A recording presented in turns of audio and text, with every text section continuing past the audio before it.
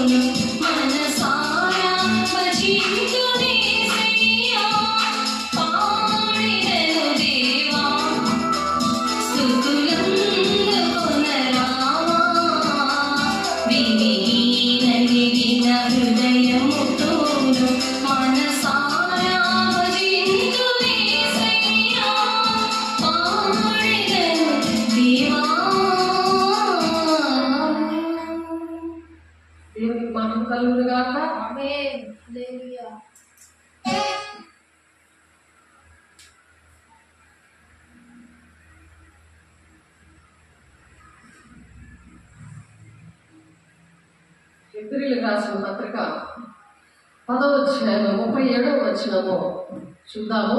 అందరూ తీసి చూడండి. ఆన్లైన్లోనే ఆఫ్లైన్లో ఉన్నవారు చక్కగా దేవుడు మీకోసం మాట్లాడుతున్నారు. మనందరినీ దేవుని రాజ్యానికి తీసుకెళ్ళడానికి కొన్ని విషయాలు పునరుద్ధానం కోసము దేవుడు మాట్లాడడానికి ఇష్టపడుతున్నారు.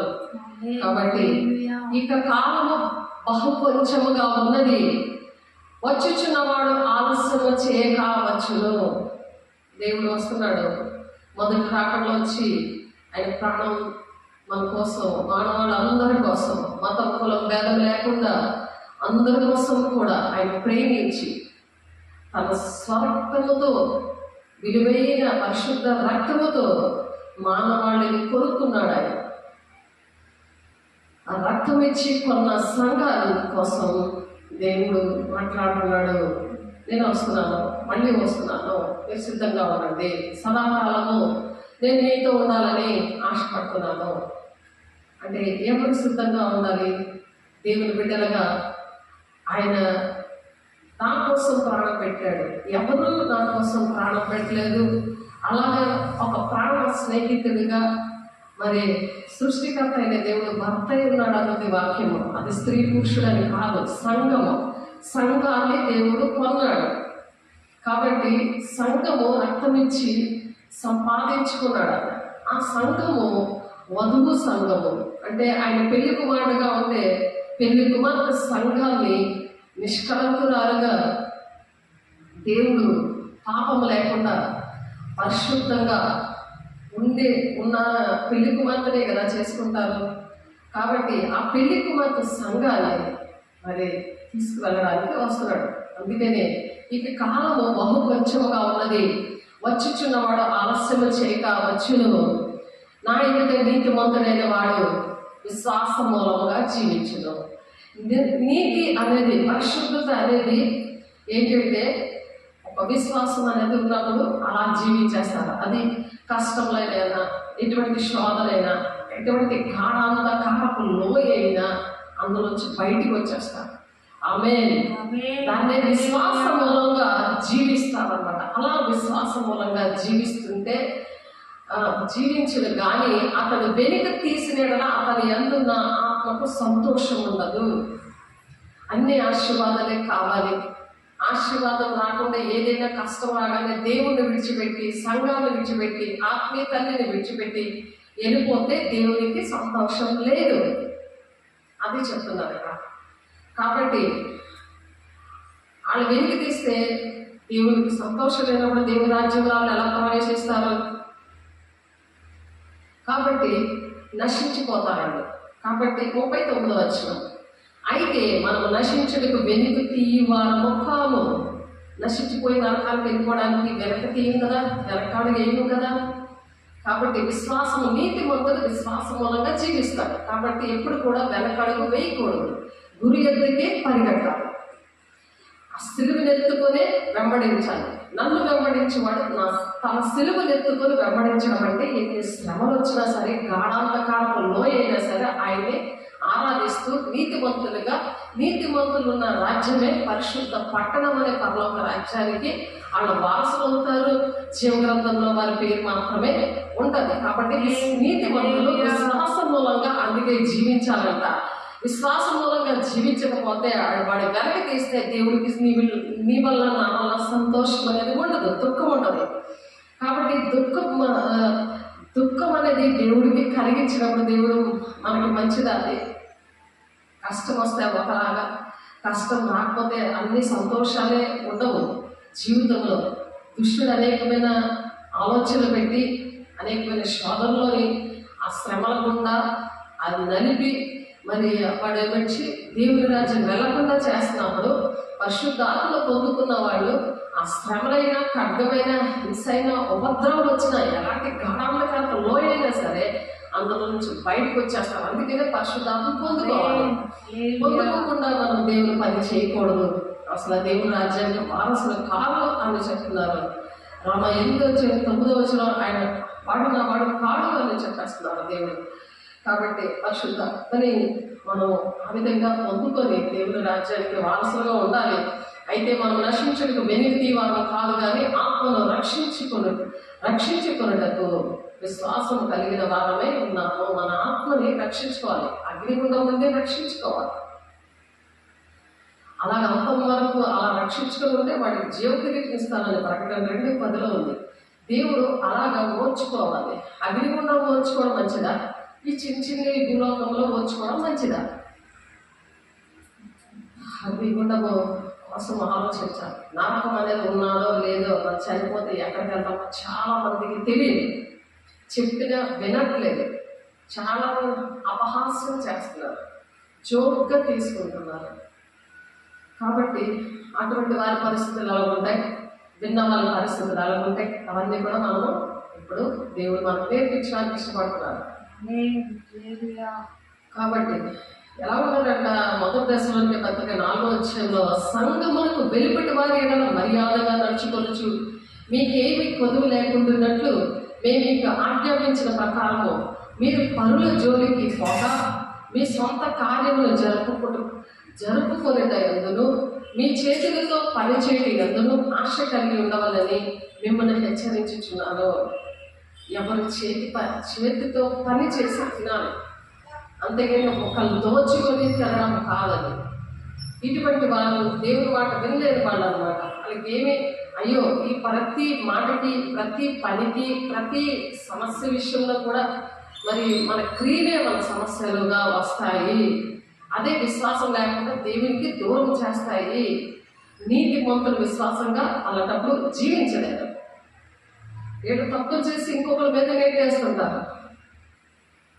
కాబట్టి సహోదరులారా, మీరు నిరీక్షణ లేని ఇతరుల వలె మీరు దుఃఖపడకుండా నిమిత్తము నిద్రించుచున్న వారిని గురించి మీకు తెలియకుండా మాకు ఇష్టం లేదు అంటున్నాడు పౌలు.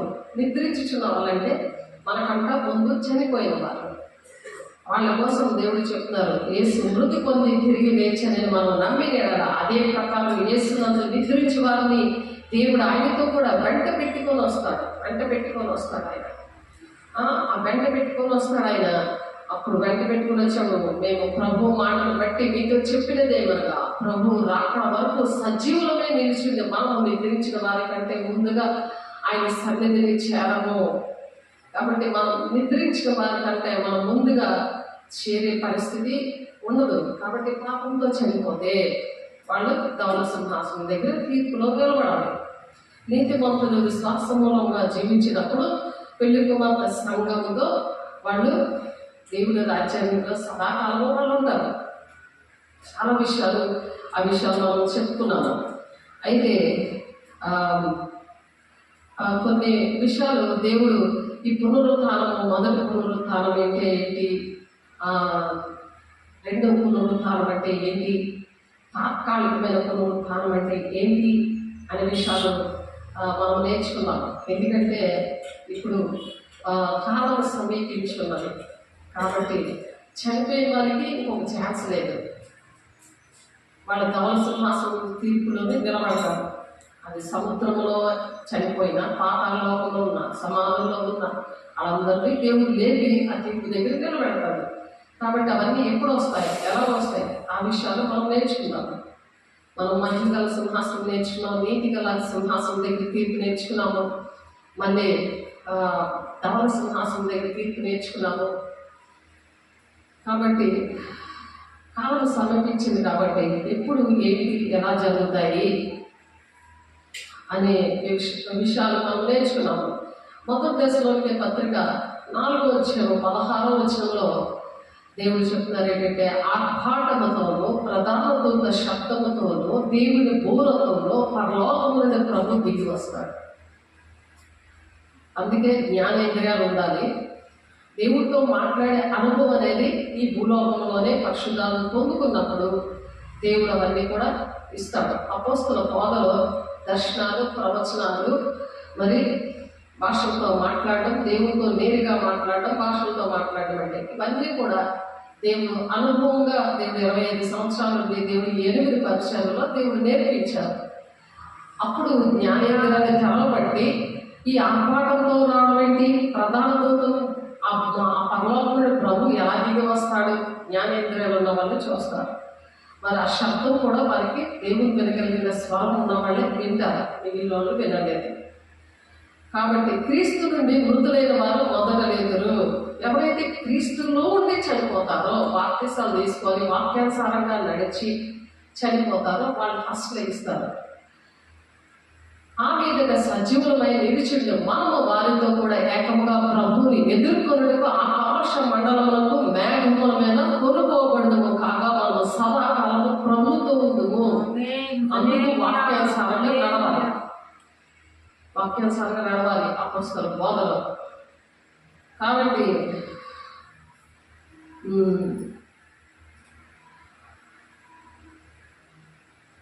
మరి హానోక్ గారు అయితే చక్కగా దేవుని రాజ్యానికి కొనుక్కోబడ్డాడు. 360 సంవత్సరాలు దేవునితో నడిచాడు. ఆ విషయాలు కూడా మనం నేర్చుకున్నాం.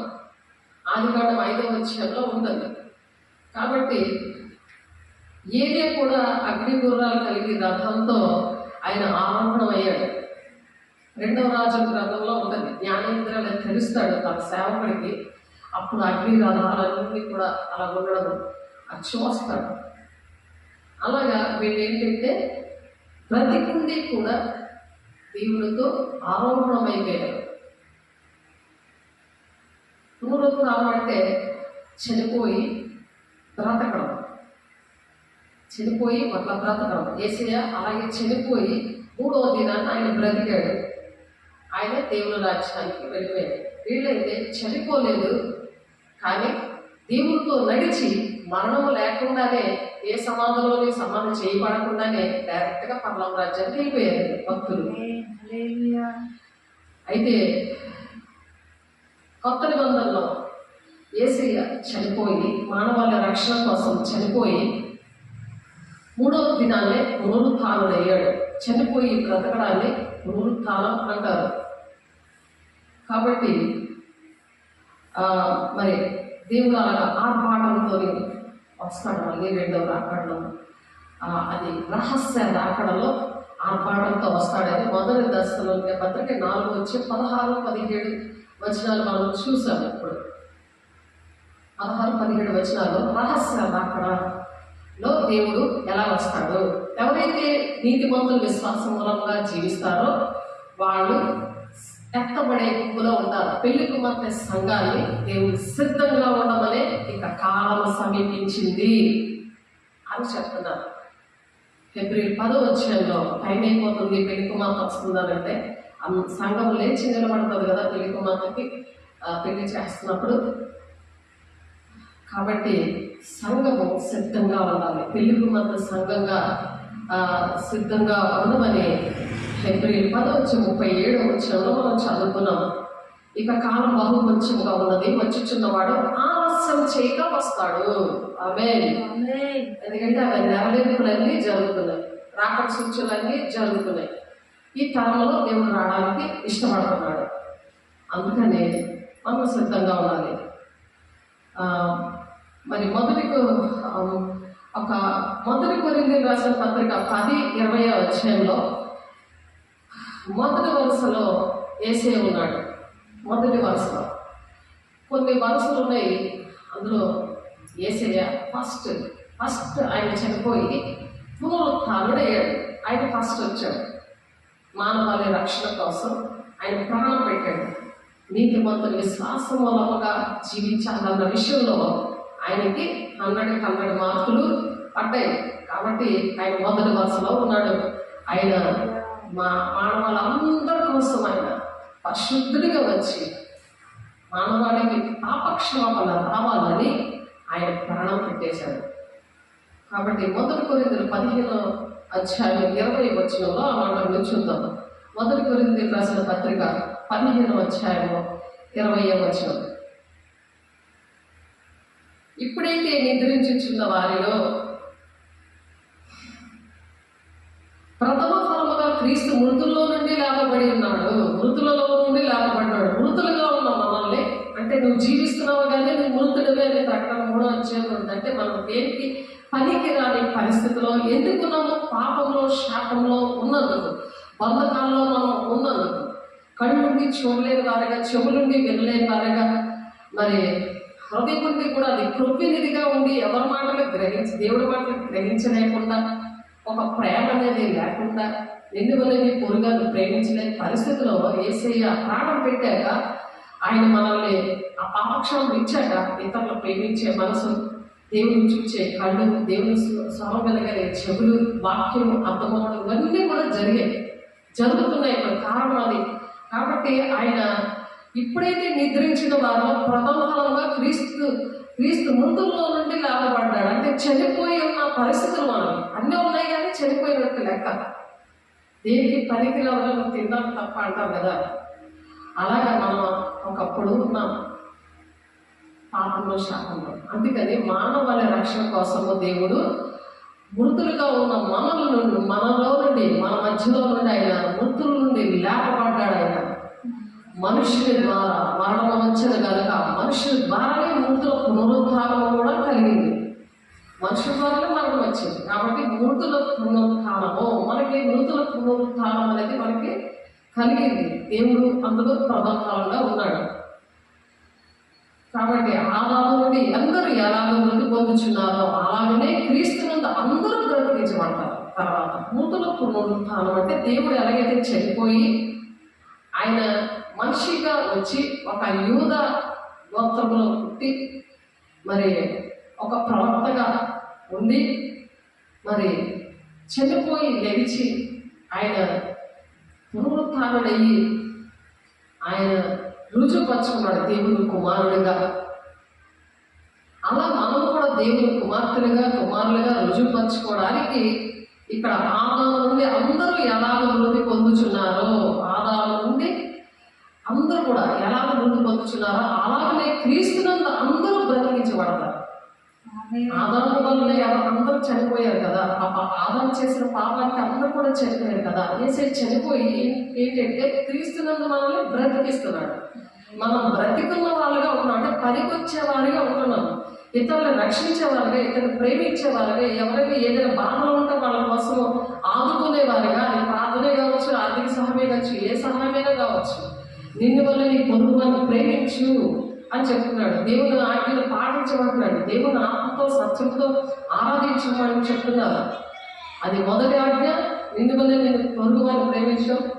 రెండవ ఆజ్ఞ, 10 ఆజ్ఞలు కలిపి 2 ఆజ్ఞలుగా దేవుడు చేశారు.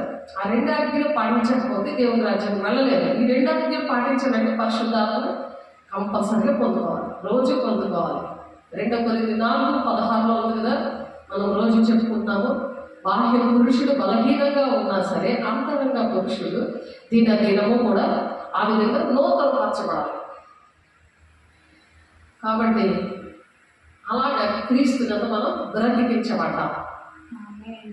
ప్రతి వాడును తన వరుసలోనే బ్రతికించబడతారు. ఒక వరుస ఒకటి ఉంది, తన వరుసలో బ్రతికించబడతారు. దాంట్లో ప్రథమ ఫలము క్రీస్తు. ఒక చెట్టు వేసినప్పుడు ఫస్ట్ వచ్చిన పండుని ప్రథమ ఫలం అంటాం కదా, అది దేవుడికి ఇస్తాం కదా. అలాగే ప్రథమ ఫలము దేవుడు. అంటే దేవుడు ఈ భూలోకానికి వచ్చి ఆయన చేసి చూపించాడు. తర్వాత మనము కూడా అలాగే దేవుని కుమార్తెలుగా ఉండాలని మీరు కూడా అలాగే చేయండి, నన్ను పోలి నడవండి, మీరు నాకన్నా గొప్ప కార్యాలు చేస్తారని మరి యోహాను 14:12 నేను తండ్రి యొద్దకు వెళ్ళుచున్నాను కనుక నేను చేయు క్రియలు నా యందు విశ్వాసం ఉంచువాడును చేస్తాడు, వాటికన్నా గొప్పవి కూడా చేస్తాడు అని చెప్తారు. కాబట్టి తాత్కాలికంగా బైబిల్లో అనేక మంది చనిపోయారు, మళ్ళీ బ్రతికారు. అంటే తాత్కాలికంగా పునరుత్థానం, అంటే చనిపోయి బ్రతకడానికి పునరుత్థానం అంటారు. అలా తాత్కాలికంగా ఇది మొదటి పునరుత్థానం, రెండవ పునరుత్థానము అదేంటంటే శాశ్వతంగా ఉంటుంది. కాబట్టి అవి మనం చూస్తున్న ముందు ఈ తాత్కాలిక పునరుత్థానము వాటికన్నా గొప్పగా చేస్తామని దేవుడు దీవించారు కదా. అలాగా గొప్పగా చేశారు. ఇక్కడ ఓల్డ్ టెస్టిమెంట్లో పాత నిబంధనలో ఏలియా కాలంలో చిన్న బిడ్డ మరి చనిపోతే మరి బ్రతికిస్తాడు. అది మొదటి రాజుల గ్రంథంలో ఉంటుంది. అది మొదటి రాజుల గ్రంథంలో ఉంటుంది, చూడండి. అది మరి అన్ని చదివితే అవ్వదు కాబట్టి మనం పునరుత్థానం కోసం ఈరోజు నేర్చుకుంటున్నాం కాబట్టి మీరు అవి చదువుకోండి చక్కగా. కాబట్టి అలాగే ఎలీషా సునైమి రాయల కుమారుడు. ఎలీషా ఏం చేస్తాడు, సునైమి రాయల కుమారుడిని కూడా చనిపోయిన తర్వాత అతను శవం మీద పడుకొని ఆ బిడ్డకి ప్రాణం ఇస్తాడు. చనిపోయిన బిడ్డ బ్రతుకుతాడు, కొంతకాలం బ్రతుకుతాడు, చనిపోతాడు. దాన్ని తాత్కాలిక పునరుత్థానము అంటారు. అలాగే మన జీవితాల్లో కూడా చాలా మంది చనిపోయిన బిడ్డల్ని దేవుడు బ్రతికించారు. కొంతమంది చనిపోయిన సవాళ్ళు పోస్ట్ మార్టంలో ఉన్న వాళ్ళు కూడా బ్రతుకుతారు అని దేవుడు నా విషయంలో చనిపోయిన వాళ్ళు బ్రతుకుతారని ఎస్తేరుతో దేవుడు మాట్లాడారు. ఆ విధంగా దేవుడు అనేక మందిని మరణం నుండి విడిపించాడు. ఆరాధనలో ఒక అమ్మాయి, మన అలాగే ఇంగ్లాపల్లో ఒక జంతువు ఆవు, అలాగా కొంతమందిని చనిపోయిన వాళ్ళని మరి ఆత్మీయంగా శారీరకంగా అలాగ దేవుడు చేశారు. ఎందుకంటే నాకన్నా మీరు గొప్పవి చేస్తారు. ఎందుకంటే ఆయన విశ్వాసం ఉంచినప్పుడు దేవుడు చేస్తాడని అట్టి దీవెనలు ఈ భూలోకంకి వచ్చి ఆయనకి చేసి చూపించి మరి వెళ్ళినప్పుడు క్రీస్తు కలిగిన మనసు మీరు కూడా కలిగి ఉన్నట్టే అంటున్నాడు. ఆ మనసు ఉన్నప్పుడు చేస్తారనమాట. ఆ తాత్కాలిక పునరుత్థానం అనేది జరుగుతుంది. అంటే కొంతకాలం బ్రతికి తర్వాత చనిపోతున్నారు. అది దాన్ని తాత్కాలిక పునరుత్థానం అంటారు. అలాగే ఇప్పుడు ఆ ఎలీషా గారు అలాగా ఆ బిడ్డని బతికిస్తాడు కదా. అది 2వ రాజుల గ్రంథంలో ఉంటుంది, 13వ అధ్యాయం 21వ వచనంలో. అయితే యేసుక్రీస్తు మరి యాయీరు కుమార్తెన చనిపోతే సైనికులకు భయపడి ఎలీషాకు మరి సమాధిలో ఉంచుతారు. ఇప్పుడు ఎలీషా సమాధిలో ఉంచినప్పుడు సంవత్సరం అయిపోయిన తర్వాత మరి ఆ యుద్ధంలో చనిపోయిన సైనికుడిని ఆ ఎలీషా సమాధిలో పెడితే ఆ ఎలీషా కళేబరాలు ఆ శవానికి టచ్ అయ్యి, ఆ సైనికుడు చనిపోతాడు కదా యుద్ధంలో, ఆ శవానికి టచ్ అయ్యి బ్రతుకుతాడు. అంటే నాకన్నా గొప్పవి మీరు చేస్తారన్నాడు కదా దేవుడు. అలాగే దేవుడి పిల్లలు జీవితాల్లో మన బైబిల్లో జరిగాయి, మన జీవితాల్లో కూడా జరుగుతున్నాయి. అది ఆ దేవుని కార్యాలు మరి గ్రంథంలో రాస్తే ఈ భూలోకమైనా చాలదు అని అంటున్నారు. చూడండి, యోహాను రాసిన పత్రిక ఇది ఒకసారి చెప్పడమైంది, కానీ మళ్ళీ ఒకసారి చదువుతున్నాను మీకోసం. యోహాను సువార్త 21వ అధ్యాయం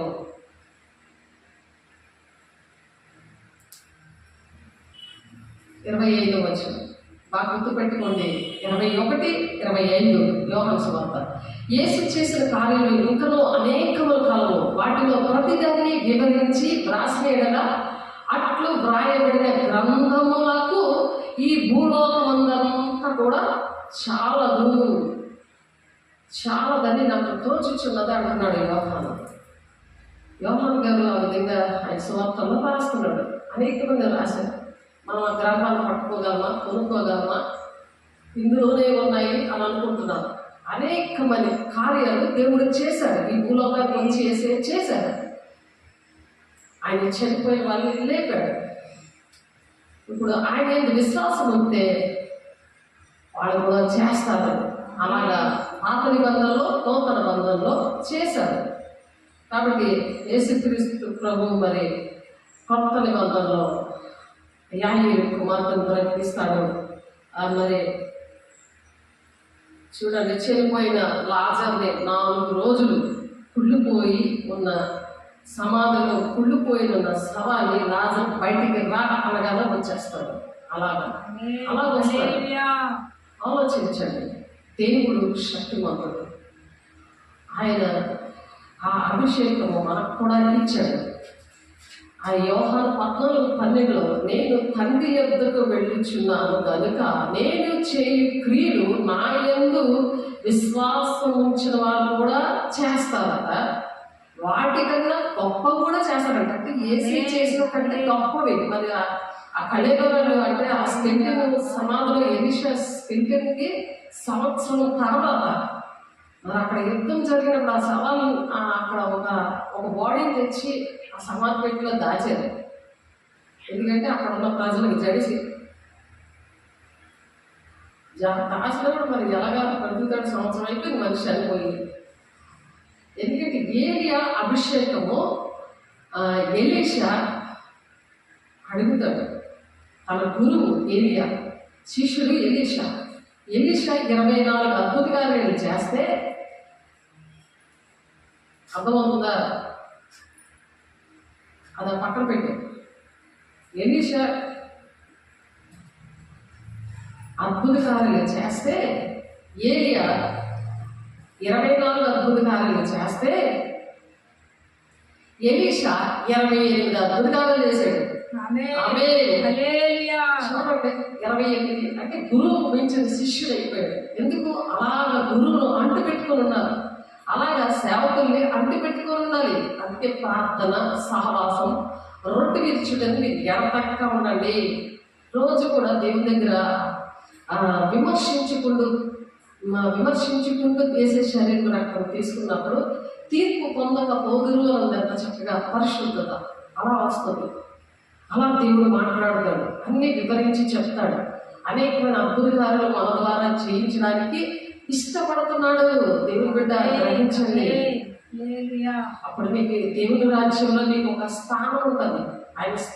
ఆయన సింహాసనంలో కుడి పక్కన కూర్చోడానికి దేవుడు సహాయం చేయడానికి ఇష్టపడుతున్నాడు. దేవుని బిడ్డ ఒకసారి గ్రహించు, దేవుడు ఎంతగా ప్రేమించి మాట్లాడుతున్నారో. ఎక్కడున్నామో, దేన్ని విగ్రహంగా చేసుకుంటున్నామో, ఎవరిని ఎక్కువగా ప్రేమిస్తున్నామో, ఎవరికి డబ్బులు ఎక్కువ ఖర్చు పెడుతున్నామో, ఏ విషయంలోనూ బాధపడిపోతున్నామో, శరీరానుసారమైన మనస్సు మరణానికి దారి తీస్తుంది. ఆత్మానుసారమైన మనస్సు జీవము, సమాధానము. అంటే ఆరోగ్యం ఉన్నది, సమాధానం ఉంటుంది. శరీరానుసారమైన మనస్సు అది మరణానికి దారితీస్తుంది. దాని ముందు అనారోగ్యాలు, బీపీలు, షుగర్లు, హార్ట్ పెయిన్, స్టంట్లు ఇవన్నీ పడతాయి. కాబట్టి ఆ శరీరానుసారులు ధర్మశాస్త్రానికి లోబడ నేరరు అని కన్ఫర్మ్ చేశాడు దేవుడు. ఆత్మానుసారులు దేవుని ధర్మశాస్త్రానికి లోబడతారు అన్నది వాక్యం. మనం లోబడుతున్నామా? దేవుడు పట్ల మనకు ఉద్దేశం ఒకటి ఉంది. నా పిల్లలు నాకన్నా గొప్ప వాళ్ళు అవ్వాలని మన పిల్లల కోసం మనం ఎలాగ ఆలోచిస్తామో, దేవుని పిల్లలుగా ఉన్న వాళ్ళ కోసం, మన కోసం మతములో భేదం లేకుండా దేవుడు అలాగా ఆశపడుతున్నాడు. అది వెన్నెవ్వకుండా, అర్థం కాకుండా దుష్టుడు దుష్ట కార్యాలు చేపించి బూతులు, చెడు వ్యసనాలు, అక్రమంగా దోచుకోవడము, మరి కపట హృదయంతో శాస్త్రులు పరిశీలిలాగా ఎప్పుడు చంపుదామా అని గర్జించి సింహంలాగా తిరుగుతా ఉన్నారు. అలాగే చంపేశారు. ఆ చంపినోళ్ళు కూడా ఇశ్రాయేలు ప్రజలు గుంపులుగా రక్షించబడతారు. దేవా, నిన్ను సిలువ వేసేసామయ్యా, నిన్ను చాలా హింసించి చంపేశామయ్యా అని ఆ ఇశ్రాయేలు ప్రజలు మరి రెండవ రాకడలో దేవుడు వచ్చినప్పుడు వాళ్ళు రక్షించబడతారు. వాళ్ళు గ్రూపుగా రక్షించబడతారు. ఎందుకంటే దేవుడు వాళ్ళకి రక్షణ ఇవ్వడానికి దేవుడు వాళ్ళని ప్రేమించాడు. దేవుని జనాంగంగా వాళ్ళని ఎంచుకున్నాడు. కానీ దుష్టుడు వారిని ఎలుబడి చేసి దేవుని మాటలు వినేయకుండా, నిన్న మనం చెప్పుకున్నాం కదా, వాళ్ళు దేవుడిని రిజెక్ట్ చేసి దేవుని మోషే నమ్మనట్టయినా దేవుడిని నమ్మలేదు. చక్రయ్య గారు ప్రవచించారు, అది నెరవేర్పు జరిగింది. అది నిన్న చెప్పుకున్నాం. పునరుత్థాన వార్త అందరూ చెప్పాలి, నిజమైన వార్త చెప్పాలి. అబద్ధ బోధ చెప్పి మనీ మైండ్తో పని చేయకూడదు. ఆ రోజు వాళ్ళు అలాగే మనీ మైండ్తో పని చేసి పెద్దల మాటలు విని వాళ్ళు పునరుత్థాన వార్తని మరి ఇప్పటి వరకు తెలియకుండా చేశారు. కాబట్టి ఆనాడు యూదులు ఇప్పటి వరకు కూడా మెస్సయ్య ఇంకా వస్తాడని ఎదురు చూస్తున్నారు. మెస్సయ్య వచ్చాడు, ప్రాణం పెట్టాడు. ఆయన గొప్ప కార్యాలు తన బిడ్డల ద్వారా ఎవరైతే విశ్వాసం ఉంచారో వాళ్ళ ద్వారా దేవుని మాట విని దేవుని మాట ప్రకారం నడుస్తున్న వాళ్ళతో ఇప్పుడు కూడా దేవుడు చేపిస్తున్నాడు. దేవుని ఆయన వెళ్ళిపోయినా సరే ఆయన బిడ్డలు ఆయన లేవనెత్తుతున్నాడు. ఆయన రూపంలో, ఆయన గుణాలతో ఆయన నడిపించుకుంటున్నాడు. అది ఇప్పటి వరకు కూడా ఇశ్రాయేలు ప్రజలకు తెలియలేదు. ఇప్పటికీ మెస్సయ్య వస్తాడని ఎదురు చూస్తున్నారు. అంత్యక్రీస్తు వచ్చేసాక, ఆ 7 ఏళ్ల శ్రమ దినాలు వచ్చేసాక, ఆ 7 ఏళ్ల శ్రమ దినాలు 3.5 సంవత్సరాల వరకు వాళ్ళకి తెలియదు. ఆ పండుగలు, ఆచారాలు అవన్నీ కూడా, ఆ ధర్మశాస్త్రం ఆచారం అవన్నీ కూడా ఆ యెరూషలేము మందిరంలో చేస్తుంటుంటే అవన్నీ కూడా ఆచరిస్తూ ఉంటారు.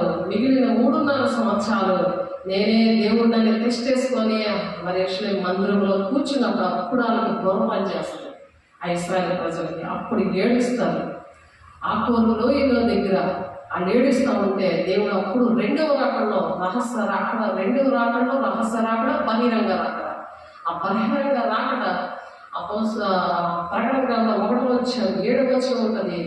ఆ ప్రతి నేత్రము చూస్తుంది. ఆయన పొడిచిన వారు కూడా చూస్తారు. అందరూ గుండెలు బాదుకుంటారు ఉంటుంది. దేవుడు వచ్చేసాక ప్రతి నేత్రంలో ఉంటుంది. రహస్య రాకడలో మాత్రం దేవుడు చూడరు, ఎవరు చూడరు. ఎవరైతే సిద్ధంగా ఉన్నారో, ఎవరైతే పెళ్లికి మాత్రం సంఘంగా ఆయన రక్తమిచ్చి కొన్నాడు అని చెప్పి ఆ విశ్వాస మూలంగా జీవిస్తారో, నీతి మంతులు విశ్వాస మూలంగా జీవిస్తారు అని వాక్యం చూస్తున్నాం కదా. అలా జీవించిన మాత్రమే ఆ ఎత్తబడే గుంపులో రహస్య రాకడలో ఎత్తబడతారు. సిద్ధంగా అందుకనే ఉండవని ఇక కాలం సమీపించింది అనే దేవుడు మనల్ని హెచ్చరిక చేయడానికి రెడీ అవ్వండి అని చెప్పడానికి దేవుడు మనకు వచ్చారు. దేవుడు మనకి మహిమ కలుగును గాక, దేవుడు మహిమ కలుగును గాక. కాబట్టి దేవుడు ఇక్కడ ఎప్పుడైతే ఆ విధంగా యేసుక్రీస్తు ప్రభు ఆయన కుమార్తెగా విధంగా బ్రతికించారు, మన నాయన కుమారుని కూడా బ్రతికించారు, చనిపోయిన లాజరును బ్రతికించాడు. అలాగే పేతురు డాక్టర్ను మరి డాక్టర్ యవనస్తుడిని మరి బ్రతికించాడు. అలాగే పౌలు గారు కూడా ఐతికియాలోని అక్కడ యవనస్తుడు ఆ రాత్రంతా విస్తరించి మాట్లాడుకుంటుంటే ఆ కిటికీ దగ్గర యవనస్తుడు అలాగా ఆ నిద్రకి తూలి కింద పడిపోతాడు. అలాంటి బిడ్డని పౌలు వెళ్ళి బ్రతికిస్తాడు. కాబట్టి దేవుని పిల్లలు, దేవుని మాట విన్నవాళ్ళు, నీతి మంత విశ్వాసం మూలంగా జీవించిన బిడ్డలు బ్రతికారు. కొంతకాలము అలా ఆయుష్ అయిపోయాక చనిపోయారు. దాన్ని తాత్కాలిక పునరుత్థానము అంటారు. కాబట్టి మరి ఇక్కడ యోహాను సువార్త 5వ అధ్యాయము 26వ వచనంలో కొన్ని మాటలు ఉన్నాయి పునరుత్థానం గురించి. చూడండి, యోహాను సువార్త 5వ అధ్యాయము 26 నుండి 29 వచనాలు చూద్దాం.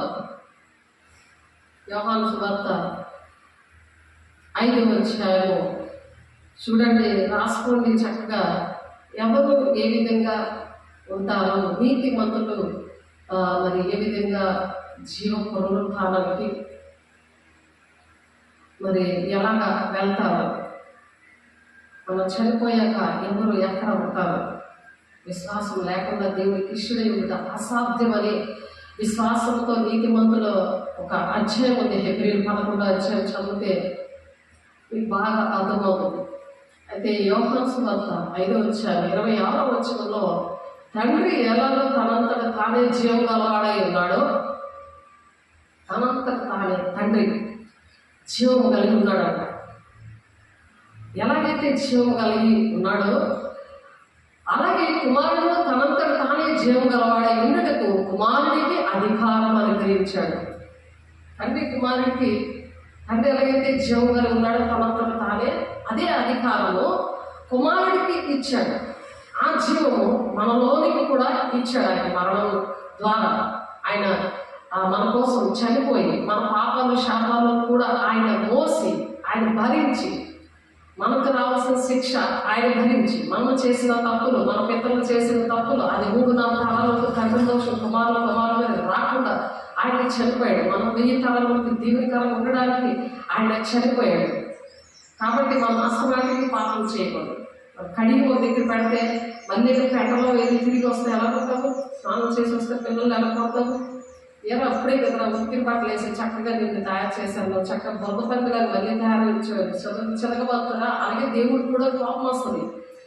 కాబట్టి పరిశుద్ధత అనేది దేవుడు ఇష్టపడుతున్నాడు. అలాంటి పాపం నుండి శాపం నుండి విడిచిపెట్టడానికి తన ప్రాణమే పెట్టేశాడు. పాపం అనే మరకలు ఆయన రక్తం ద్వారానే పోతాయి. మనం అనేక సబ్బులు అడుగుతాం కదా, కానీ ఏ రక్తం కూడా ఏ మరక దేనిలో పోతుంది, కొన్ని మరకలు వదలవు. అలాంటి పాపము, శాపము, అలాంటి మరకలు, అలాంటి శాపము, బంధకాలు మానవాళి రక్షణ కోసం అవి అన్ని గ్రంథాల్లో, వేద గ్రంథాల్లో ఉన్నాయి. ప్రతి గ్రంథంలో కూడా ఉన్నాయి. అందుకే అందరూ క్రిస్మస్ చేసుకుంటారు, గుడ్ ఫ్రైడే చేసుకుంటారు, ఈస్టర్ చేసుకుంటారు. క్రీస్తు శకము, క్రీస్తు పూర్వమైన ఒక చరిత్ర ఉంది ప్రపంచంలో, ఒక వంశావళి ఉంది. యేసయ్య కోసం మొత్తం ఒక అధ్యాయంలో ఎవరికి లేదు, అది ఎవరికి లేదు. మీరు గమనించండి. మనం అన్ని కూరగాయలు ఏంటి, బట్టలు ఏంటి అన్ని సెలవు చేసుకుంటాం, కానీ దేవుడిని సెలవు చేసుకుంటా? దేవుడు పరిశుద్ధంగా ఉండాలి కదా, నీతిమంతుడే ఉండాలి కదా, పరిశుద్ధంగా జన్మించాలి కదా, పరిశుద్ధంగా ఆయన మరణించాడు. పాపంలో ఆ శాపం నుండి మనల్ని విడిపించి ఆయన మరణించి మన మధ్యలో ఉన్నాడు. ఆయన పరిశుద్ధాత్మ దేవుడు మనకు సహాయంగా పెట్టాడు. ఆయన మనం ఆయన రాబోతున్నాడు. అది సిద్ధంగా ఉండాలి కదా. ఆలోచించండి. మరియు ఆయన మనుష్య కుమారుడు కనుక తీర్పు తీర్చడానికి అధికారం అనుగ్రహించను.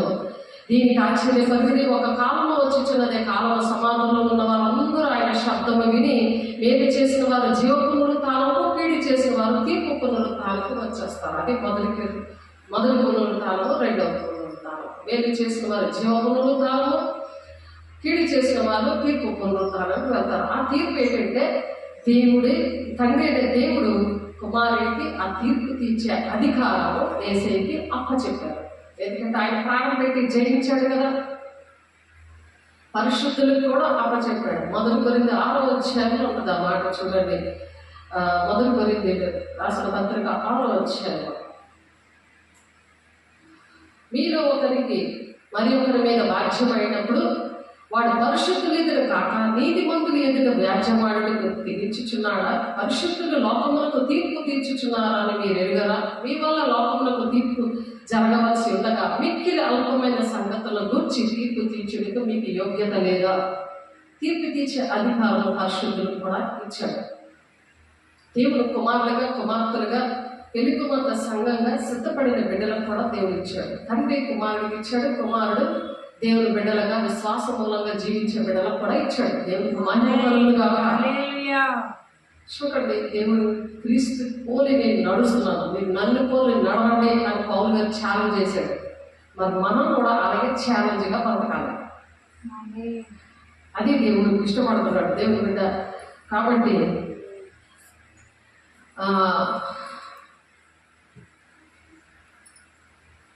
అలాగా క్షయమైనదిగా విత్తబడి అక్షయమైనదిగా లేపబడడానికి దేవుడు ఆశపడుతున్నాడు. క్షయమైనదిగా మనం విత్తబడతాం అంటే చనిపోయిన బిడ్డగా. మనం అలాంటి పాపంలోని శాపంలో చనిపోయి అక్షయమైనదిగా మనము లేపబడతాం అన్నమాట. అలా లేపబడతాం. కాబట్టి మొదటి కొరింథీ 15వ అధ్యాయము 42వ వచనంలో, మొదటి కొరింథీ 15వ అధ్యాయము 42వ వచనం, మొదటి కొరింథీ 15వ అధ్యాయము 42వ వచనంలో చూడండి. మృతుల పునరుత్థానము, అలాగే శరీరము క్షయమైనదిగా విత్తబడి అక్షయమైనదిగా లేపబడను, ఘనహీనమైనదిగా విత్తబడి మహిమగలదిగా లేపబడను, బలహీనమైనదిగా విత్తబడి బలమైనదిగా లేపబడను, ప్రకృతి సంబంధమైన శరీరంగా విత్తబడి ఆత్మ సంబంధమైన శరీరంగా లేపబడను. ప్రకృతి సంబంధమైన శరీరం ఉన్నది కనుక ఆత్మ సంబంధమైన శరీరము కూడా ఉన్నది. మహిమ శరీరం ఇస్తాడు దేవుడు.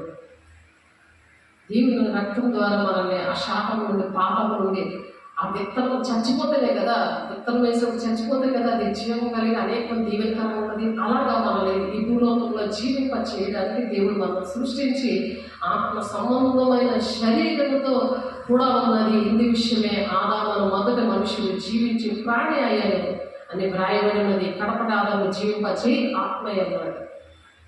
కాబట్టి జీవము దేవుని ద్వారా మనకు దేవుడు ఇచ్చిన జీవమే పరిశుద్ధాత్మ దేవుడు. ఆ జీవము ద్వారానే దేవుని కన్నా మీరు నాకన్నా గొప్పవి మీరు చేస్తారు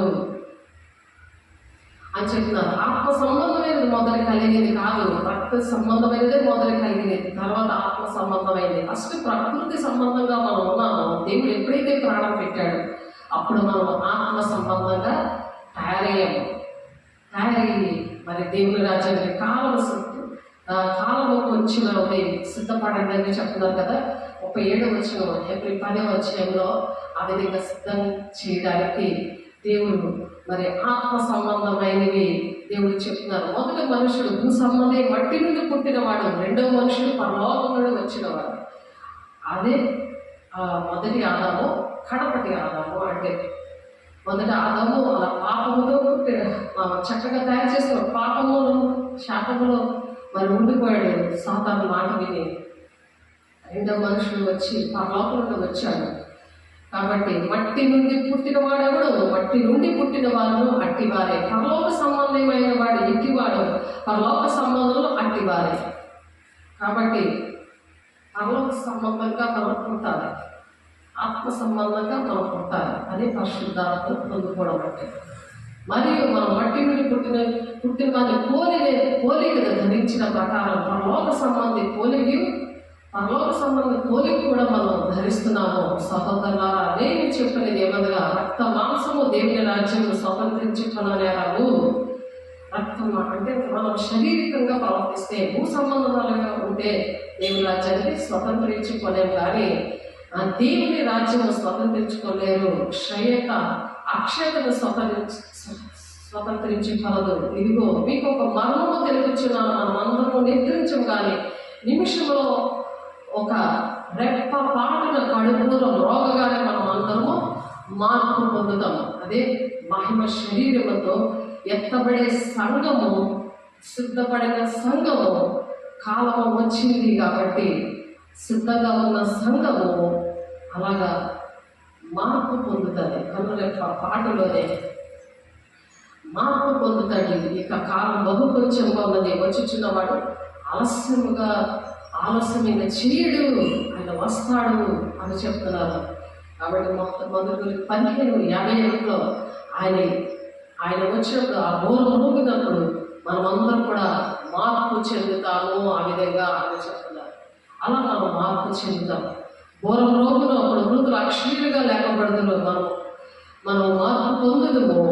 క్షయమైన ఈ శరీరం అక్షయతను ధరించుకోవలసినది, మత్స్యమైన ఈ శరీరము అమర్చతను ధరించుకోవలసినది. ఈ క్షయమైనది అక్షయతను ధరించుకున్నప్పుడు, ఈ మత్స్యమైనది అమర్చతను ధరించుకున్నప్పుడు విజయవంతం మరణము మింగివేయబడును అని వ్రాయబడిన వాక్యము నెరవేరుతుంది. అప్పుడు వచ్చి అలా నెరవేరుతుంది. కాబట్టి ఆ మరణాన్ని దేవుడు జయించాడు. ఆ జయించి మరి రెండవ పునరుత్థానము, మొదటి పునరుత్థానము అవి దేవుడు ఎవరికి ఉంటాయి అనేవి దేవుడు నేర్పిస్తున్నాడు. ఆ తాత్కాలికమైన పునరుత్థానంలో మరి ప్రథమ ఫలంగా దేవుడు ఉన్నారు. మనుషుల ద్వారా మరణం వచ్చింది కనుక మనుషుల ద్వారానే నూతన పునరుత్థానం కూడా కలిగింది అని చెప్పి మొదటి కొరింథీ 15:23-24 వచనాల్లో ఉంది. కాబట్టి అలా పునరుత్థానుడైన దేవుడు మరి చనిపోయి బ్రతికిన వారు మృతుల పునరుత్థానము అనేది ఉంది. మృతుల పునరుత్థానం, చనిపోయి బ్రతికిన వారు. మరి రెండవ వరుసలో వస్తే పాత నిబంధన భక్తులు ఉంటారు. మొదటి వరుసలో యేసే ఫలం ఉన్నాడు. మరి రెండవ వరుసకు వస్తే పాత నిబంధనలో మరి భక్తులు, నీతిమంతులైన భక్తులు, వీళ్ళు ఏంటంటే ఆదాము నుండి యేసే వరకు కూడా నా పాత నిబంధన భక్తులందరూ కూడా ప్రభు పునరుత్థానమైనప్పుడు మరి చరణగా తీసుకొని వెళ్ళిపోతాడు. మరి ఆ పరదేశంలో వాళ్ళు ఉంటారు. ఆ పరదేశంలో ఉన్న వాళ్ళే ఈ మధ్యాకాశంలో బోర ఊదినప్పుడు వాళ్ళు వస్తారు, అక్కడికి మధ్యాకాశంలో వస్తారు. కాబట్టి మూడో వరుసలో కొత్త నిబంధన భక్తులు ఉంటారు. ప్రభు పునరుత్థానుడే వెళ్ళింది దగ్గర నుండి, ప్రభు పునరుత్థానుడే వెళ్ళాడు కదా చనిపోయి, అప్పటి నుంచి కూడా ఎత్తబడే వరకు పరదేశంలో ఉన్న భక్తులందరూ కూడా అప్పటి నుండి పరదేశంలో ఉన్నారు కదా. ఆ భక్తులంతా కూడా మరి ఆ భక్తులందరూ కూడా ఆర్భాటంతో ప్రధాన దూత శబ్దంతో పరలోకం నుండి ప్రభు దిగి వచ్చినప్పుడు క్రీస్తునందున్న మృతులు మొదట లేస్తారు అన్నారు కదా. వాళ్ళు లెగిస్తారనమాట. మూడో వరుసలో ఉంటారన్నమాట. అదే ఇక్కడ చదువుకున్న మొదటి దశలో పత్రిక 4-16 వచనంలో. అలాగే 17 వచనంలో సజీవమైన మనం వారితో కూడా ఇప్పుడే మనం సిద్ధంగా ఉంటాం కదండి. కాలం సమీపించింది, మీరు సిద్ధంగా ఉండండి అని ఏప్రిల్ 10:37 ప్రకారం మనం సిద్ధంగా ఉన్నప్పుడు సజీవమైన మనం వారితో కూడా ఏకముగా ప్రభుని ఎదుర్కొనుటకు మేఘములందు కొనిపోబడము కాగా సదాకాలము మరి ఆయనతో మనం ఉంటాం. కాబట్టి మరి ఇందాక చదువుకున్న మొదటి కొరికి 15, 31, 51, 52 వచనాల్లో ఉంటుంది. ఆ విధంగా ఆ సదాకాలము దేవుడితో ఉండడానికి దేవుడు ఆ విధంగా ఆ రహస్య రాకల్లో రాబోతున్నారు. అది ఆ ప్రవచనం అనేది నెరవేర్పాల జరగడానికి ఇప్పుడు సిద్ధంగా ఉంది. కాబట్టి మనం కాలం సమీపిస్తుంది కాబట్టి వచ్చి కూడా ఆలస్యం చేయక వస్తాడు. కాబట్టి ఆ విషయాలు మనం నేర్చుకోవడానికి నెరవేర్పు అనేది మరి కొరింథీ పత్రిక పౌలు గారు రాశారు. కీర్తనకారుడు మరి ఆయన కూడా ప్రవచించారు. కీర్తన 49:12 మరి కీర్తన 73:24 రాశాడు ఆయన. అలాగే యెషయా గారు కూడా ప్రవచిస్తారు 35:10 మరి అవి నెరవేర్పు అనేది ఇక్కడ పౌలు గారు చెప్పినట్టుగా 51, 52 మరి 15 వచ్చాయి మొదటి కొరింథీలో. మరి అది నెరవేర్పులోకి వస్తుంది. అందుకనే కాలం సమీపించింది అంటున్నాడు ఆయన. సిద్ధంగా ఉండండి, ఆలస్యం చేయకుండా వస్తున్నాడు అని చెప్పి. అలాగే యెషయా గారు కూడా ప్రవచించారు 35:10. అలాగే ప్రకటన 11:12 ఇద్దరు సాక్షులు కూడా ఆ విధంగా పునరుత్థానం అవుతారు. మరి 2 శ్రమ దినాల్లో సువార్తను ప్రకటిస్తారు. వాళ్ళు 3.5 సంవత్సరాలు వాళ్ళ సవాళ్ళు అలాగ పడే ఉంటాయి. కానీ పరలోకం నుండి జీవాత్మ వచ్చి వాళ్ళు మళ్ళీ వాళ్ళ పాదాలు భూమి మీద నిలబడతాయి. వాళ్ళు మరి దేవుని రాజ్యంగా అలాగా వేసి ఎలాగైతే పునరుత్థానం అయ్యాడో అలాగే వెళ్ళిపోతారు, ఎత్తబడతారు వాళ్ళు. కాబట్టి అలాగే 2 కొరింథీ 3:13 కూడా అటువంటి మాటలే ఉంటాయి. ప్రకటన 21:21 మళ్ళీ 22, 23 మార్కు సువార్త 14:32 ప్రకటన 22:3-5 ఇటువంటి మాటలు ఉంటాయి. కాబట్టి చక్కగా చదువుకోండి. కాబట్టి 4వ వరుసలో ఉంటారంటే 7 శ్రమ దినాల్లో మరణించిన వారు ఉంటారు. 7 శ్రమ దినాల్లో అంత్యక్రీస్తు వస్తాడు కదా. అప్పుడు 1 నేషన్ 1 గవర్నమెంట్ అని ఇప్పుడు అది రావడానికి ఇప్పుడు మనం వైరల్ అవుతున్నవన్నీ కూడా అవి నెరవేర్పు జరిగినప్పుడు ఆ 7 శ్రమ దినాల్లో అంత్యక్రీస్తు చేతిలో చనిపోయిన వాళ్ళు మరి ఉంటారు అక్కడ. ఈ 7 శ్రమ దినాల్లో ఈ 11 అధ్యాయంలో ఇద్దరు సాక్షులు మళ్ళీ ఇంకా ఎవరెవరు చనిపోయారో వాళ్ళందరూ కూడా మరి మరణించిన వారు మరి 4వ వరుసలో ఉంటారు. 5వ వరుసలో హత సాక్షులు. ఈ శ్రమ దినాల్లో అంత్యక్రీస్తు చేతిలో ఆ శ్రమ దినాల్లో ఎవరైతే హత సాక్షులు అయిపోతారో వాళ్ళు కూడా మరి దేవుని దగ్గర బలిపీఠం దగ్గర వాళ్ళు మొరపెడుతుంటారు, నాదా ఎంతకాలం మాకు తీర్పు తీర్చవా అని. అంటే ఇంకా హత సాక్షులు అయిపోయిన వాళ్ళు ఇంకా ఉన్నారు. వాళ్ళు కూడా వారి లెక్క కూడా పూర్తి అయిపోతే అప్పుడు మీకు న్యాయం చేస్తాను అంటాడు. ప్రకటన గ్రంథంలో ఉంటుంది అది. అది వాళ్ళు 5వ వరుసలో ఉంటారు. కాబట్టి అప్పుడు మీరు బ్రతికించబడతారు అంటారు. అంటే చనిపోయి మరలా బ్రతకడమే పునరుత్థానం. కాబట్టి 6వ వరుసలో బ్రతికిన వారిని మొదటి పునరుత్థానం అంటారు.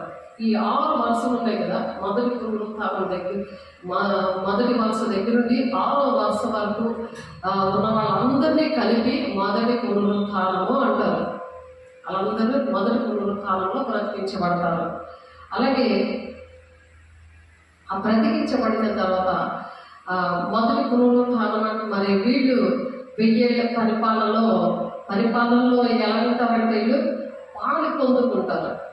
దేవుడితో 1000 ఏళ్ల పరిపాలన చేయడానికి దేవుడు ఒక్కొక్కరిని ఒక్కొక్క విధానంగా పరిపాలన ఒక్కొక్క స్టేజ్లో పెడతారు.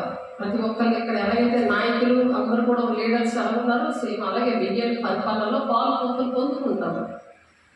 అలాగా ఈ నీతిమంతులందరినీ కూడా ఈ 6 వర్షంలోని కూడా ఉన్న వాళ్ళందరూ కూడా మరి ఆ విధంగా పరిపాలన జరుగుతుంది. వీళ్ళంతా 1000 ఏళ్ల పరిపాలనకు ముందు మరి బ్రతుకుతారు కనుక మరి వీళ్ళని మొదటి పునరుత్థానము వీళ్ళ ద్వారా మొదటి పునరుత్థానం అంటారు వీళ్ళని. ఆ పునరుత్థానంలో వీళ్ళు బ్రతుకుతారు, 1000 ఏళ్ల పరిపాలనలో పొందుకుంటారు. కాబట్టి రెండవ మరణం వీరికి ఉండదు. రెండవ మరణం అంటే ఏంటంటే నరకము. అది పాపాత్మలకి ఆ రెండవ మరణం. అంటే అందరూ కూడా ప్రపంచంలో ఉన్న వాళ్ళు అందరూ కూడా బ్రతికించబడి ధవల సింహాసనం దగ్గర మరి నిలబడతారు. అది ప్రకటన 11వ చదివితే ఉంటుంది అక్కడ. మనం ఈ విషయాలు చెప్పుకున్నాం. ప్రతి ఒక్కరికి సముద్రంలో ఉన్న వాళ్ళని ఆ సముద్రం అప్పచెప్తుంది. అలాగే పాతంలో ఉన్న వాళ్ళు, సమాధంలో ఉన్న వాళ్ళు, ప్రతి ఒక్కరిని కూడా ఆయన ఆ ధవల సింహాసనం దగ్గర దేవుడు నిలబెడతాడు. అక్కడ తీర్పు అనేది ఉంటుంది. వారి రహస్య పాపాల దగ్గర నుండి ప్రతి రహస్యాలను కూడా ఆ సింహాసనంలో అందరి ఎదుట బయట పెట్టండి. కాబట్టి ఈ భూలోకంలోనే మనము వాక్యానుసారంగా నడవాలి. నీతిమంతులు సింహంలాగా ధైర్యం ఉంటారన్నారు. నీతిమంతులు విశ్వాసములాగా జీవిస్తారంటున్నారు. కాబట్టి అట్టి విధంగా ఉన్నప్పుడు దేవుడు ప్రతి విషయాల్లో కూడా మరి అటువంటి వారికి తీర్పు ఉండదు అని చెప్తున్నారు కదా. విమర్శించుకుంటూ తీసుకునే ఎడల వారికి తీర్పు పొందకపోదురు అని ఉంది. 11 వచ్చారు. మరి ఆ విధంగా విమర్శించుకుంటూ వేసే శరీరం రక్తము ఎడతెగక తీసుకోవాలి. అపోస్తులు 2:42 ప్రకారం అపోస్తులాగా వాడబడతారు. 43వ వచనంలో ఆ విధంగా దేవుని మాటలు ప్రకటించాలి. దేవుడు ఎలాగైతే సంచారం చేశాడో ఆ కృపా వరాలన్నీ పట్టుకొని ఆ వరాలన్నీ పొందుకొని వాటికన్నా గొప్ప చేస్తారని మరి వాగ్దానం ఇచ్చిన దేవుడు ఆ వాగ్దానం అందుకొని తండ్రి చిత్తాన్ని ఆ విధంగా నెరవేర్చాలని దేవుడు ఆశపడుతున్నాడు మన విషయంలో. కాబట్టి రెండవ మరణము వీళ్ళకు ఉండదు, నరకం అనేది ఉండదు. అలా నడిచిన వాళ్ళకి 1000 ఏళ్ల పరిపాలన అయిన 1000 ఏళ్ల పరిపాలన అయిన తర్వాత మరి పరలోకంలో ఉంటారు. మరి 6వ వరుస అయిపోయిన తర్వాత 7వ వరుసలో మరి 1000 సంవత్సరాలు గడిచిన తర్వాత మరి కడమ మృతులు బ్రతకలేదు అనుంది వాక్యం. కాబట్టి ఓల్డ్ టెస్టిమెంట్లో, న్యూ టెస్టిమెంట్లో అంటే పాత నిబంధనలో, నూతన బంధంలో ఎవరైతే పాపులు ఉన్నారో అందరూ కూడా బ్రతికించబడతారు. బ్రతకాలి. ఆయన న్యాయపీఠం ముందు వాళ్ళు బ్రతికి మరి 7 ఏళ్ల శ్రమ దినాల్లో మరి చనిపోయిన వాళ్ళు, 1000 ఏళ్ల పరిపాలనలో చనిపోయిన వాళ్ళు, వీళ్ళందరూ కూడా రెండవ పునరుత్థానము అంటారు. వీళ్ళందరూ రెండవ పునరుత్థానంలో పొందుకుంటారు. అంటే వాళ్ళు చనిపోయి బ్రతుకుతారు. వాళ్ళ దేవుడు ఎందుకు చనిపోయి వాళ్ళు బ్రతికిస్తాడంటే ఆ న్యాయపీఠం ముందు ప్రతి విషయంలో కూడా లెక్క చెప్పాలి. దానికి తీర్పులో అలా నిలబడాలి. ఆ తీర్పు ఏంటంటే నరకానికి వెళ్ళడానికి వాళ్ళు ఒప్పింపచేస్తాడు. నువ్వు ఇలా చేస్తావు. ప్రతిది గ్రంథాలు తెరవబడతాయని ఉంటుంది కదా. జీవ గ్రంథంలో మన పేరు లేదు. అనేక గ్రంథాలలోని ప్రతి ఒక్కరికి ఒక్కొక్క గ్రంథం ఉండదు. ఆ గ్రంథంలో ప్రతిదీ కూడా ప్రతి విషయాలు కూడా రాయబడి ఉంటాయి. ఆ గ్రంథాలు తెరవబడినప్పుడు ఆ తీర్పులో మరి వేసే తీర్పు తీర్చినప్పుడు ఆ లెక్కలో మరి నరకాలకు వెళ్ళిపోయి లెక్క తేలుతుంది. కాబట్టి అందుకని బ్రతికిస్తాడనమాట. అది రెండవ పునరుత్థానము, మృతుల పునరుత్థానము అని యోహాను 5:29 వచనంలో ఉంది. 28, 29 నాకు చదివాను. కాబట్టి వీళ్ళందరూ బ్రతికిన తర్వాత ఈ ధవల సింహాసనం ఏం చేస్తుందంటే నరకాన్ని తీసుకెళ్తారు. మరి జీవ గ్రంథంలో వారి పేరు లేనందుకు మరి అప్పుడు దుఃఖపడటం కాకుండా ఇప్పుడే సహకారుల పేర్లు జీవ గ్రంథంలో ఉంటాయి అని చెప్పి కనీసం చేయలేనప్పుడు చేస్తున్న వారికి సహాయం చేయాలి, సహకరించాలి. మరి వెళ్ళే వాళ్ళని పంపండి అనేసి ఆ సువార్త విషయంలో ఒక పాట ఉంటుంది. అలాగా వెళ్ళేవారిని పంపాలి, వెళ్ళేవారికి సహకరించాలి. ఎవరైతే కష్టపడతారో వాళ్ళకి ఆర్థికంగా, శారీరకంగా, ఆత్మీయంగా తోడుగా ఉండాలి. ఆ విధంగా సహకారుల పేరు పౌలుకి మరి అలా సహకరించారు. ఫిలిప్పి 4:3 అలా సహకారుల పేర్లు జీవగ్రంథంలో ఉన్నాయి. కాబట్టి ప్రకటన 1:7 మరి దేవుడు బహిరంగ రాకడలో పెళ్లి కుమార్తె సంఘం ఎవరైతే రహస్య రాకడలో ఎత్తబడ్డారో, నీతిమంతులుగా తీర్చబడి పెళ్లి కుమార్తె సంఘంగా ఉన్నారో, ఈ 7 ఏళ్ళు వాళ్ళతో దేవుడు ఉన్న దేవుడు వాళ్ళని పట్టుకొని వస్తాడు. దేవుడు వేసి ఏం చేస్తాడంటే ఈ పెళ్లి కుమార్తె సంఘాన్ని మనల్ని తీసుకొని వస్తాడు భూలోకానికి. ఆ ప్రకటన 1:7 ప్రతి నేత్రము చూస్తుందని ఇందాక చెప్పుకున్నాం కదా, అలాగ వస్తారు. ఆ 1000 ఏళ్ళ పరిపాలన జరుగుతుంది. మరి ఏప్రిల్ రాసిన పత్రిక 10వ అధ్యాయం 37వ వచనం ప్రకారము ఆ విధంగా వెయిట్ చేయబడుతున్నాడు. ఆయన వెయిట్ చేయబడుతున్నాడు. వెయిట్ చేయండి, సిద్ధంగా ఉండండి, ఆయన నేను వస్తున్నాను. కాబట్టి మరి ఏ పాపమైన ఏ దోషమైన ఆయన రక్తం ద్వారా ఈ కృపకాలంలో దేవుడు విడిపించడానికి ఇష్టపడుతున్నాడు. ఆయన దగ్గరికి వచ్చేవారిని త్రోసిపుచ్చే దేవుడు కాను అంటున్నాడు. మా అతిక్రమం దాచిపెట్టేవాడు వర్ధిల్లడు, ఒప్పుకొని విడిచిపెట్టేవాడు కనికరం పొందుకుంటాడు అంటున్నాడు. ఒప్పుకొని నీతి కలిగినట్లు హృదయంతో విశ్వసించండి, రక్షణ కలగాలంటే నోటితో ఒప్పుకోండి అన్నాడు. నోటితో ఒప్పుకున్న వెంటనే ఆయన పరిశుద్ధంగా చేస్తాడంట. అది 1 యోహాను 9వ అధ్యాయం 9వ వచనంలో ఉంది. 10వ వచనంలో వాక్యమైన దేవుడు ఒంట్లో నివసిస్తాడంట. ఆ వాక్యమైన దేవుడు ఒంటిలో ఉన్నప్పుడు ప్రతి ఒక్కరికి కూడా మనం పొందుకున్న ఆశీర్వాదాలు మనం మరి వాళ్ళకి చెప్పగలము, వాళ్ళు నడిపించగలము, వాళ్ళకి సహాయం చేయగలము. ఆ సహకారుల పేరు జీవగ్రంథంలో ఉంటాయి. అనేక మందిని బుద్ధిమంతులైతే ఆకాశంలో జ్యోతుల వల్ల ప్రకాశిస్తారన్నారు. ఎందుకంటే ఎవరైతే అలా బుద్ధిమంతులుగా దేవుడు మాట వింటారో వాళ్ళని ఆకాశంలో జ్యోతులుగా మీరు నక్షత్రాల వల్ల ప్రకాశిస్తారంటున్నారు. నక్షత్రం వల్లే ప్రకాశిస్తారంట. కాబట్టి నోటితో ఒప్పుకోమంటున్నారు. రోమ 10:10 ఉంటుంది. కాబట్టి అలాగే నోటితో ఒప్పుకున్నప్పుడు దేవుడు పరిశుద్ధపరుస్తాడు. ధవల సింహాసనం దగ్గర తీర్పు లేకుండా న్యాయ సింహాసనం దగ్గర తీర్పులో బహుమానాలు ఇస్తారు. అదే రహస్య రాకడలో ఎత్తబడే సంఘాలకి. కాబట్టి కాలం సమీపిస్తుంది కాబట్టి దేనికి సిద్ధపడుతున్నారు అని సరి చేసుకోవడానికి దేవుడు మరి ఆలస్యం చేయడు. మీరు దేవుని చిత్తమును నెరవేర్చిన వారైతే వాగ్దానం పొందు నిమిత్తం మీకు ఓరిమి అవసరమై ఉన్నది. ఆ వాగ్దానం, దేవుడిచ్చిన వాగ్దానం కోసము, పరలోక రాజ్యం కోసము మనం ఎదురు చూడడానికి కొన్ని వాగ్దానాలు ఇస్తాడు దేవుడు. భూలోకంలో దేవుని రాజ్యాన్ని కట్టడానికి కొన్ని వాగ్దానాలు ఇస్తాడు. ఆ వాగ్దానాలు నెరవేర్చడానికి చాలా ఓర్చుకోవాలి అని చెప్తున్న హెబ్రీయులు 10:36. కాబట్టి అలా ఓర్చుకుంటే ఇక కాలం సమీపించింది. కాబట్టి ఇక కాలం బహు కొంచెంగా ఉన్నది. వచ్చిచున్నవాడు ఆలస్యం చేయకుండా వస్తున్నాడు. నా ఎదుట నీతిమంతుడైన వాడు విశ్వాసముగా జీవించిన కానీ అతను వెనుక తీసినలా అతని యందు నాకు నా ఆత్మకు సంతోషం ఉండదు అంటున్నాడు. కాబట్టి వెనుక తీసిన వాళ్ళందరూ కూడా ఒప్పుకొని విడిచిపెట్టి ఆయన దగ్గర, దేవుని దగ్గర ఒక తీర్మానం చేసుకున్నప్పుడు మరి ఎత్తబడే సంఘంలో ఉంటాము. ధవల సింహాసనం దగ్గర తీర్పు ఉండదు, మరణం వారికి వెలువడి చేయదు. రెండవ పునరుత్థానంలో పాలుపంపులు ఉండవు వాళ్ళకి. మరి మొదటి పునరుత్థానంలో వాళ్ళు పాలుపంపులు పొందుకుంటారు.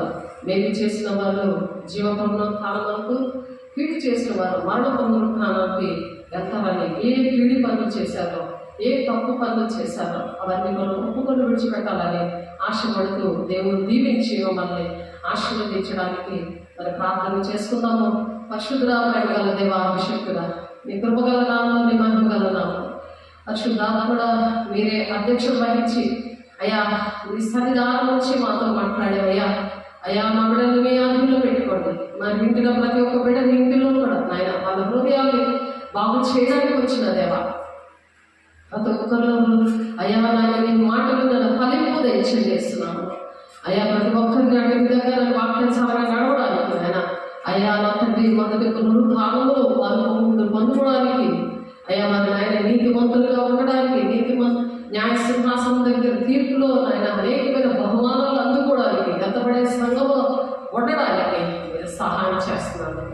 మీరే అధ్యక్షత వహిస్తున్నాను. ప్రతి ఆటంకాలను తొలగిస్తున్నాను. చేతులెత్తిన బిడ్డలందరినీ ఒక తీర్మానంతో నీ పాదాల సన్నిధికి వచ్చిన బిడ్డలందరినీ ప్రభా ప్రతి ఆటంకాలు మీరు తొలగిస్తున్నాను. సరి చేసుకున్న ఆత్మను వారి మీద కుమ్మరిస్తున్నాను. ప్రతి ఆటంకాలు వారి గృహాల్లోని వారి సంఘాల్లోని అయ్యా మరి నాయన గ్రామంలో మా దేశంలో ప్రభా అయ్యా మీ సన్నిధానం నుంచి నాయన సుఖము శాంతి సంతోషాలతో వర్ధిల్లింప చేస్తున్నాను. సమస్త మహిమ ఘనత ప్రభావం మీకే ఆరాధించుకుంటే ఏసే పరిశుద్ధ నామములో బ్రతిమలాడి వేడుకుంటున్నాను తండ్రి. ఆమేన్. తండ్రి యొక్క దీవెన, కుమారుని యొక్క కృప, పరిశుద్ధాత్మ యొక్క నిత్య సహవాసము ప్రతి ఒక్క బిడ్డకి సదాకాలం తోడే నడిపించింది కాక. ఆమేన్. దేవుడికి మహిమ కలుగును గాక. దేవుడు మిమ్మల్ని దీవించి ఆశీర్వదించిన గాక. God bless you.